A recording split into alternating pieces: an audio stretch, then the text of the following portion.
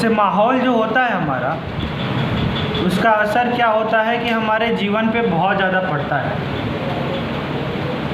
हमारा जो आसपास का माहौल होता है उसका हमारे जीवन पे असर पड़ता है। इससे आप लोग सहमत हैं? कैसे पड़ता है, कोई बताइए।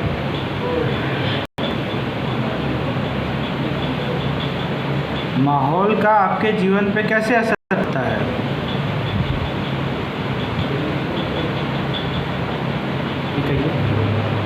जैसे कि माहौल है, हम अगल बगल के दोस्तों या भाई या किसी को देखते हैं तो हमें मन करता है, उससे चॉइस करता है कि हम भी थोड़ा सा देखें क्या चीज़ है, कैसे करें और इससे क्या होता है, कैसे हमारा माहौल का असर पड़ता है।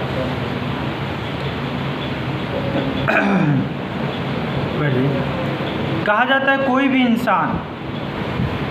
भी इंसान अपने माहौल का प्रोडक्ट होता है। मतलब जैसे हम माहौल में रहते हैं उसके हम प्रोडक्ट होते हैं। अगर हम ऐसे माहौल में रह रहे हैं जहाँ पे जितने भी हमारे मित्र हैं सब नशा करने वाले हैं, तो फिर हम कैसे बन जाएंगे? धीरे धीरे उन्हीं की तरह बन जाएंगे। देखते हैं ना, कमज़ोर बच्चों को क्या सलाह दी जाती है कि पढ़ने वाले बच्चों की संगति में रहो। क्यों रहो? क्योंकि जब आप उनके संगति में रहेंगे तो धीरे धीरे क्या होगा, आप भी पढ़ने वाले बनेंगे, क्योंकि धीरे धीरे चीज़ें समझ में आने लगेंगी और उसमें आपका मन लगेगा। तो जैसे हम माहौल में रहते हैं उसका प्रभाव हमारे ऊपर पड़ता है और माहौल का हम प्रोडक्ट होते हैं। तो आज जिस कंडीशन में हम हैं इसमें बहुत हद तक हमारा माहौल, हमारे दोस्त यार इसमें शामिल हैं, तब आज हम यहाँ पे। तो माहौल का असर पड़ता है जीवन पे। बहुत लोगों का ये रहता है, सर यहाँ से जाने के बाद कैसे हम अपने यार दोस्तों को छोड़ दें, कैसे हम अपने समाज को, अपने माहौल को छोड़ दें। तो सर अगर आप अपने समाज माहौल को अगर नहीं छोड़ते हैं तो फिर उसी की तरह धीरे धीरे आप बनते चले जाएंगे।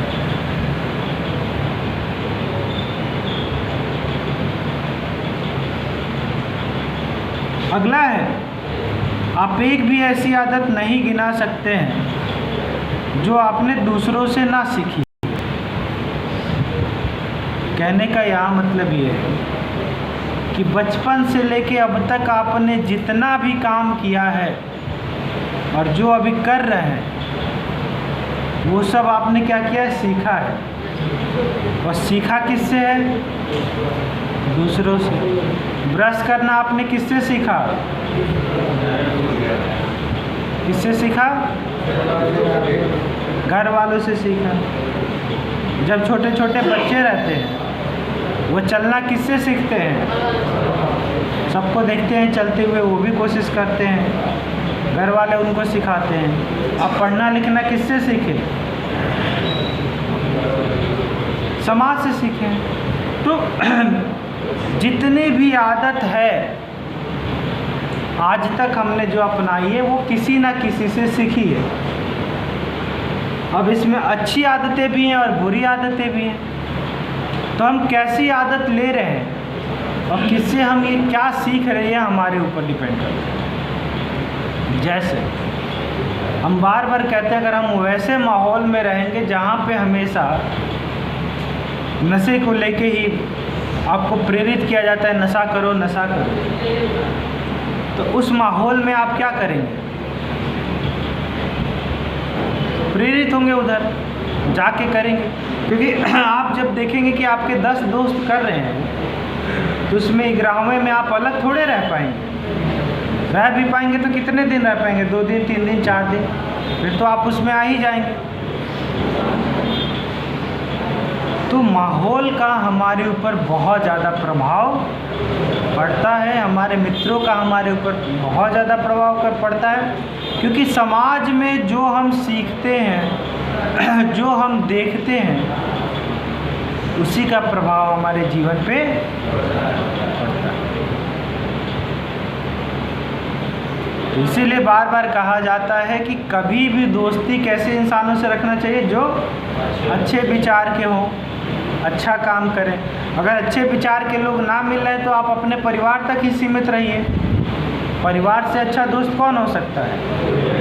आज आप मुसीबत में हैं, आज आपका कौन साथ दे रहा है? आपका मित्र आके साथ दिया? कोई भी। आज परिवार ही आपके साथ खड़ा है। तो सबसे पहला मित्र तो परिवार होता है। आपके सुख में दुख में, आज अगर कोई बीमारी अगर पड़ जाए, अगर कह दे कि जिस मित्र के लिए हम आज अपने परिवार से लड़ रहे हैं, कि हमारा दोस्त कहता है सही है, हमारे घर वाले ही हमारे पीछे पड़े हुए हैं, दोस्त देखो कितना तारीफ कर रहे हैं लेकिन घर वाले पीछे पड़े हुए। अगर डॉक्टर आज कह देना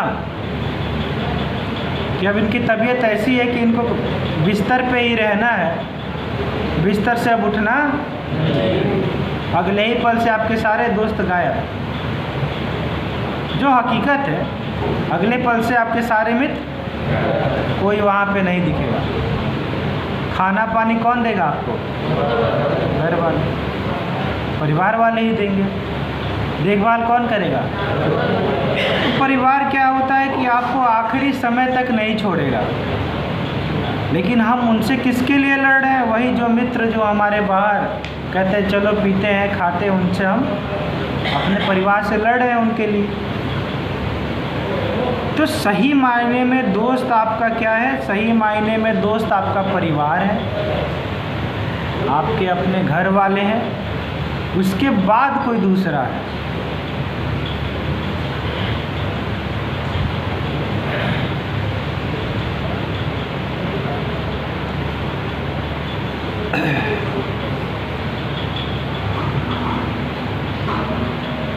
अगला लाइन है, छोटे लोगों के साथ निकट संपर्क रहने से आपकी आदत छोटी आदतें आ जाती हैं। जैसे क्या होता है ना कि जिस तरह के इंसानों के बीच में हम रहते हैं, जिस तरह के लोगों के सोच को हम सुनते हैं, धीरे धीरे हमारी आदत भी बहुत छोटी होते चली जाती है।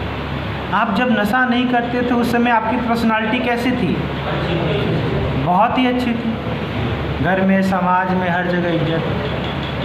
आज आपकी क्या है कि आज स्थिति ये आ गई है, अगर कहीं आप मालिक हैं किसी कंपनी में तो उसके चपरासी तक से आप पैसा उधार लिए हुए हैं। तो ये आदत आई कहाँ से? नशे से, मित्रों से। जब भी हम छोटी सोच वाले लोगों के बीच में रहते हैं तो हमारी सोच जो होती है वो अपने आप छोटी होते चली जाती है।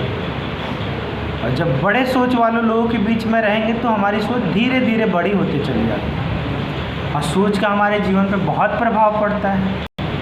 अगर 4 मित्र आपके बहुत अच्छे मित्र हैं, अगर वो कहते हैं भैया नशा ही दुनिया का सबसे अच्छा चीज़ है, तो आप छोड़ पाएंगे?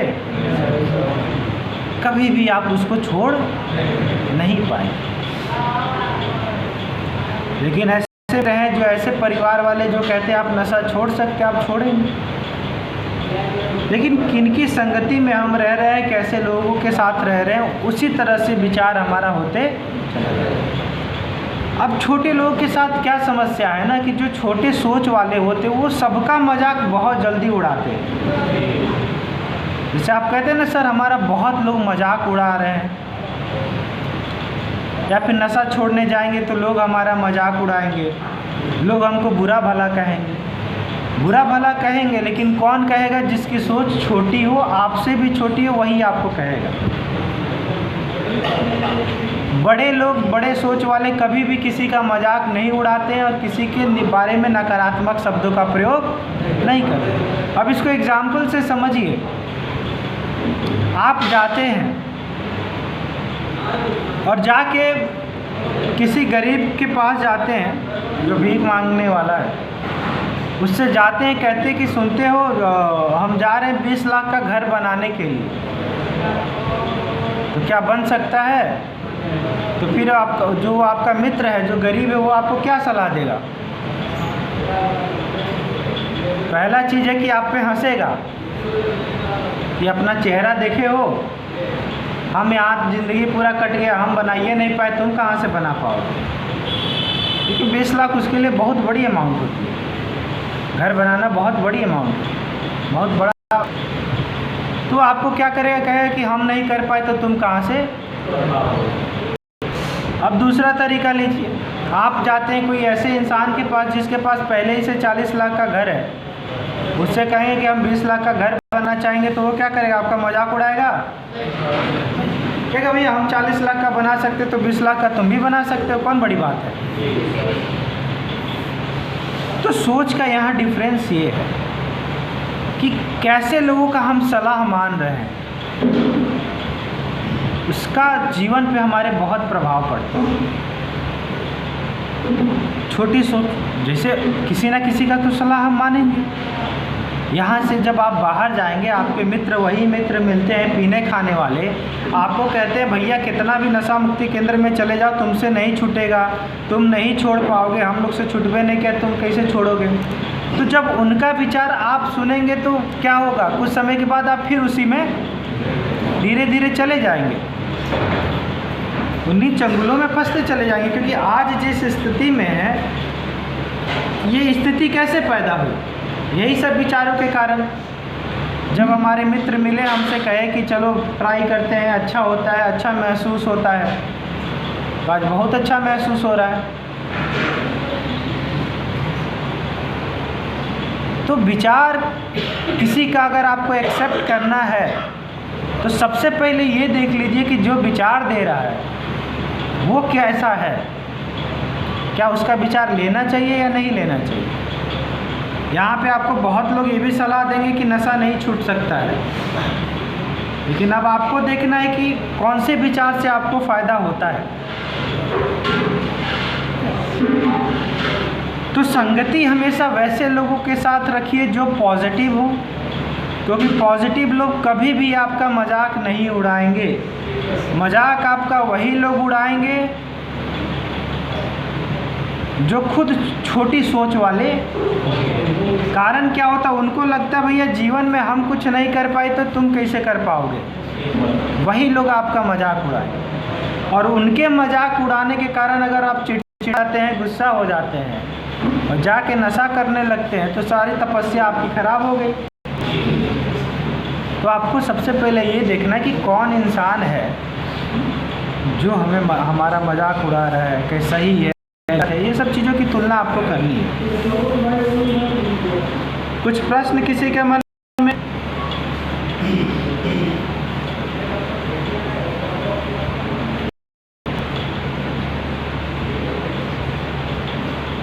कुछ अगर बताना चाहते हैं तो आप लोग पूछिए, फिर आगे हम लोग बात करते हैं। सर हाँ बोलिए।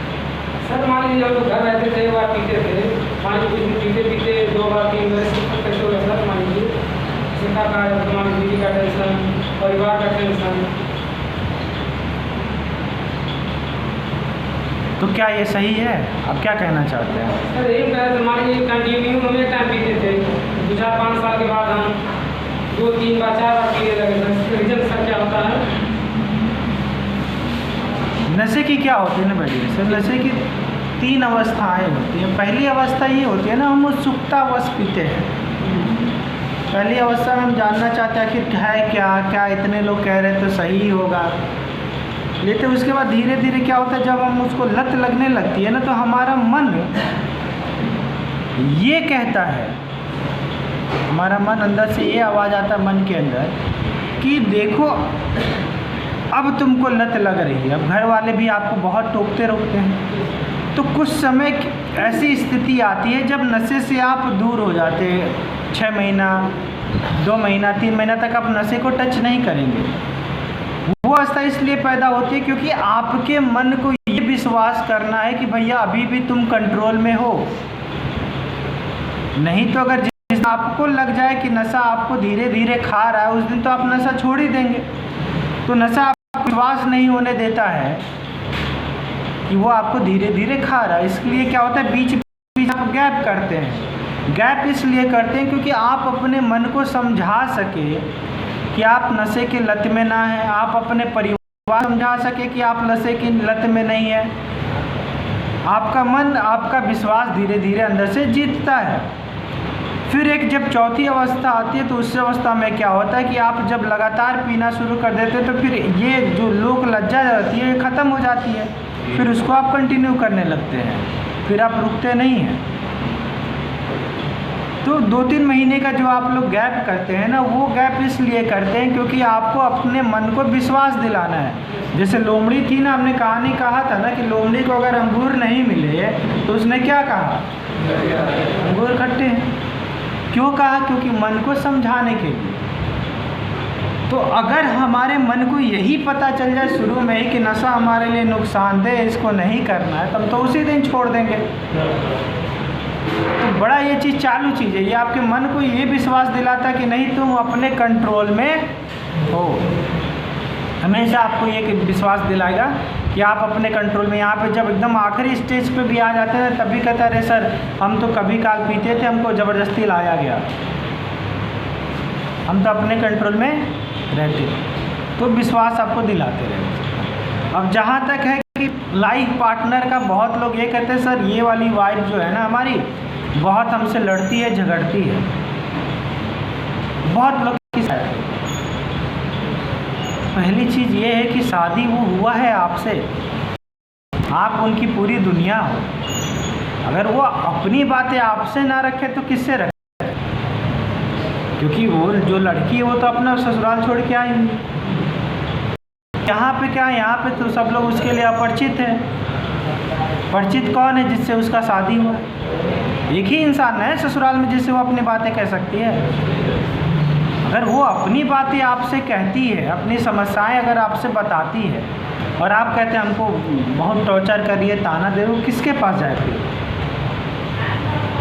उनके पास तो आप ही चाह रहे हैं अकेले। अब जैसे शिकायत ये होती है कि हमको बुरी वाइफ मिली है, बहुत लोग की शिकायत होती है हमको ख़राब वाइफ मिली है, बुरी वाइफ। तो ये वाली हो सके आपको ताना दे रही हो, दूसरी शादी करे तो हो सके वो पटक के पीटे। आप क्यों ये सोचते कि दूसरी वाली बड़ी अच्छी मिलेगी, हो सके इससे भी ज़्यादा बड़ी मिलेगी। तो लाइफ पार्टनर के साथ क्या होता है ना कि कुछ आप उनको समझेंगे तब वो आपको समझेंगे। हम क्या होता है कि हम चाहते हैं कि हमको सब कोई समझ ले, लेकिन हम सामने वाले को। एक बार ऐसी घटना है कि एक क्लास में महिलाएं बैठी हुई थी, महिलाओं का क्लास चल रहा था। उसमें महिलाओं से उनको टास्क दिया गया, होमवर्क टाइप का दिया गया।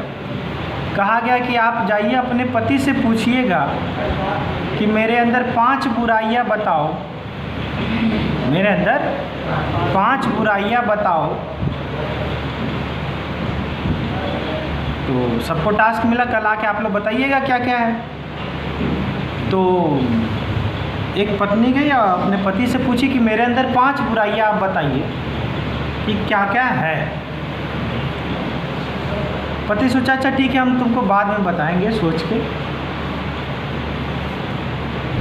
शाम का समय हुआ, शाम के समय पति गया बाहर से गुलाब का फूल लेके आया 5 और ला के अपनी वाइफ को दिया।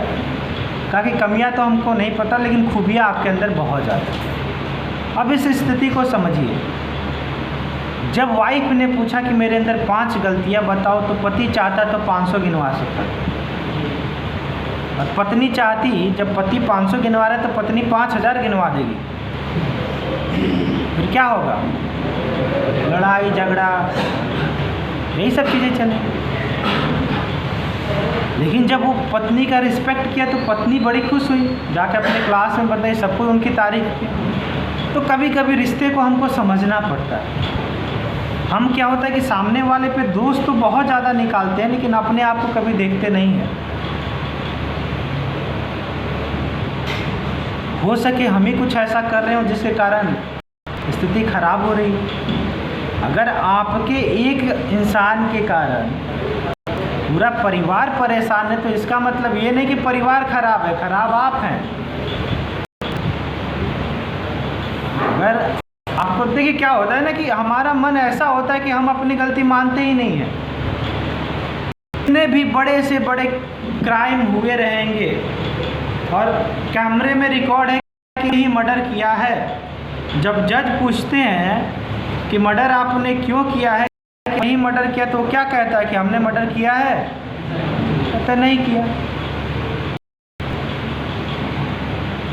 बहुत तरह के बहाने गिनवाएगा कि परिवार के कारण हमको करना पड़ा,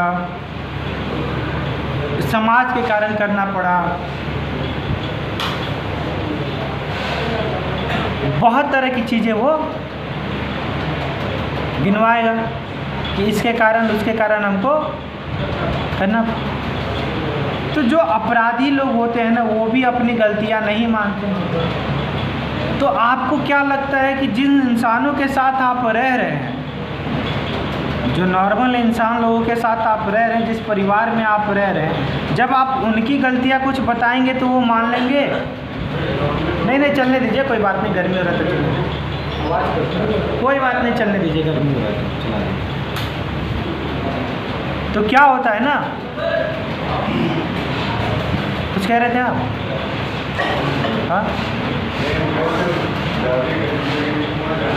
हाँ चला दीजिए, अगर गर्मी लग रही है, गर्मी आप लोग को लग रही है तो चला दीजिए। जैसे बारिश वारिश हुआ था ना, तो मौसम थोड़ा ठंडा था। तो जैसे हम लोग बात कर रहे थे कमियां निकालने पे, अगर हम अपने परिवार वालों की कमियां निकालना चाहेंगे ना, तो आप सोचिए, जब बड़े बड़े अपराधी अपना क्राइम नहीं मानते, तो जो परिवार वाले हैं जिनसे कुछ अगर गलतियां हो भी गई हो, तो क्या वो अपनी मान लेंगे? कि हर इंसान ही है, वो भी डिनाई करेंगे। आप अपने आप को खुद ले लीजिए, नशे में आप नाले में पड़े रहते हैं, कहीं खंडहर में पड़े रहते हैं, डॉक्टर कहता अब ये नहीं बचेंगे, फिर भी आज आप क्या कह रहे हैं कि सर हम तो 1-2 बार लेते थे, हम नशा 1-2 बार ही लेते थे, हमको ज़बरदस्ती ला के आप अपनी गलतियां मान रहे हैं। जब आप सोचिए, जब आप अपनी गलतियां मान रहे हैं, तो जो परिवार वाले हैं जो नशा नहीं करते, अगर उनसे कोई गलती हो गई तो वो कभी एक्सेप्ट करेंगे? नहीं करेंगे। समस्या तब आ जाती है ना, जब हम किसी और की गलतियां गिनवाना शुरू करें। देखिए, यहाँ से जब आप जाइएगा तो आपके परिवार के साथ हो सके कुछ गलती उनसे भी हुई हो, कुछ आपने भी की हो। यहाँ से जाने के बाद जब आप उनकी गलतियाँ गिनवाना शुरू कीजिएगा, तब समस्या और बिगड़ जाएगी। क्यों बिगड़ेगी? क्योंकि आप 10 गिनवाएंगे तो आपको 100 गिनवाएंगे, और 100 गिनवाएंगे आप तो 1000 गिनवाएंगे, क्योंकि दोनों ओर से गलतियाँ होती हैं। और ये प्रक्रिया लंबे समय तक चलते रहेगी, तनाव बहुत ज़्यादा बढ़ जाएगा, लड़ाई झगड़े बढ़ेंगे, और फिर जाके आप नशा। तो कोशिश ये करना है कि अगर किसी से गलती हो जाए तो उसको माफ़ कर दीजिए। माफ़ करने के बाद आप रिलैक्स हो जाएंगे, आप हल्के हो जाएंगे, और लड़ाई झगड़ा होने की संभावना कम हो जाती है। अधिकतर लड़ाई आपका 90% लड़ाई तब होती है ना, जब हम किसी के अंदर कमी निकालते हैं, तब 90%। 10% ही किसी और मामले में होती है, लेकिन 90% तब होती है जब हम किसी के अंदर कमी, और बहुत खूबियाँ होती हैं कि वो कमी निकालने में बड़े एक्सपर्ट हो जाते हैं। ये कमी है, उसमें वो कमी है, हकीकत है। संसार में क्या है कि संसार में इंसान परफेक्ट नहीं है, कोई भी इंसान कोई भी चीज़ परफेक्ट है नहीं। तो जब कोई परफेक्ट है ये नहीं है, तो जाहिर सी बात है उसके अंदर कुछ कमियां होंगी, कुछ कमियां हमारे अंदर होंगी। और जब हम तुलना करेंगे, जब कमियां एक दूसरे की निकालेंगे, तब क्या होगा? वही लड़ाई झगड़ा मारपीट, फिर नशा करेंगे हम जाके उसको दूर करने के लिए, तो स्थिति और बिगड़ेगी। तो हमें क्या करना है? कमियां निकालना अपना बंद कर देना है किसी के प्रति। अगर किसी ने आपके साथ कुछ गलत किया हो, या फिर कभी अनजाने में गलती हो गई हो, तो उसको माफ़ कर दीजिए, क्षमा कर दीजिए। देखिए आप कितने रिलैक्स हो जाते हैं। आज यहाँ पे बहुत लोग में बहुत तरह के तनाव भरे पड़े होंगे, बहुत चिंतित होंगे। क्यों चिंतित हैं? क्योंकि उतनी ज़्यादा बातें आप सोच के अपने मन में बैठे हुए हैं कि इसने हमारे साथ ऐसा किया, वैसा किया, ये किया, वो किया। तो जितना उस चीज़ को आप पकड़े रहेंगे उतना ज़्यादा आप भारी हुए रहेंगे। और जैसे ही माफ़ कर देते हैं वैसे ही पूरी तरीके से आप रिलैक्स हो जाते हैं। और जब रिलैक्स हो जाएंगे तो नशा का भी ज़रूरत पड़ेगा ही नहीं। जब आप नशा क्यों करते हैं? क्योंकि आप रिलैक्स रहें, इसीलिए तो नशा करते हैं, क्योंकि तनाव से हम दूर रहें। और जब तनाव है ये नहीं है, जब हम पूरी तरीके से रिलैक्स हैं तब नशे की ज़रूरत पड़ेगी। तो 90% समस्याएं तभी होती हैं जब हम किसी के अंदर बुराई, और जो इंसान बुराई निकालने में एक्सपर्ट होते हैं उनकी स्थिति पता है कैसी होती है? उनकी स्थिति वैसी होती है कि आपने मक्खी देखा होगा। आप बढ़िया से नहा धोआ के अच्छे से कपड़ा उपड़ा पहन के बैठिए, मक्खी वहीं जाके बैठेगी जहाँ पे आपको घाव हुआ है। तो बुराई निकालने वाले इंसान वैसे इंसान होते हैं जो क्या करेंगे कि लाख आपके अंदर अच्छाई है, लेकिन जहाँ थोड़ी सी कमी हो जाएगी वहाँ पे वो, अब उस चक्कर में हम सारे इंसान फिर क्या होते हैं? परेशान होते हैं। कमियां तो रहेंगी। इसको ऐसे समझिए, बुराई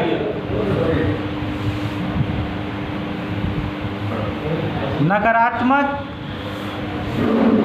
चीज़ों को समझने वाले इंसान को ऐसा समझिए, बुराई निकालने वाले इंसान को ऐसे समझिए। देखिए हम आपको एक कहानी के माध्यम से सुना रहे हैं। हाँ सर, कुछ कह रहे थे? किसी मामले में सर आप बता रहे हैं, हाँ